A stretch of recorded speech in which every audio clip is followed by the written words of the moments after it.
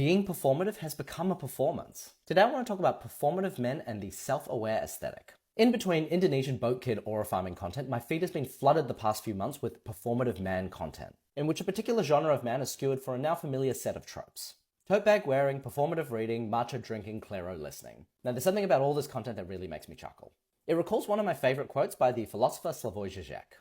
Even if we don't take things seriously, even if we maintain an ironical distance, we are still doing them. Because the men making these content do have these haircuts. They do listen to clairo. They do rock the small top big pant tote bag combo. And in an effort to get ahead of their own reputational issues, they have to prove that they're above it. That being conscious of the performance is somehow the same as transcending it. What's important here is not to judge, but to recognize that self-awareness doesn't free us from performance. It just adds another layer to it.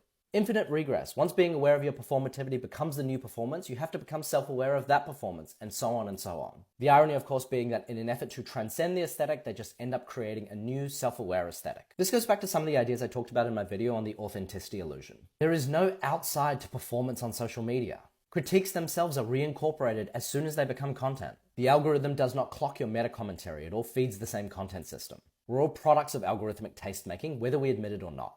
The guy with the tote bag, the guy making fun of the guy with the tote bag, the guy making fun of the guy making fun of the guy with the tote bag. The only winning move is to stop pretending that you are the only exception.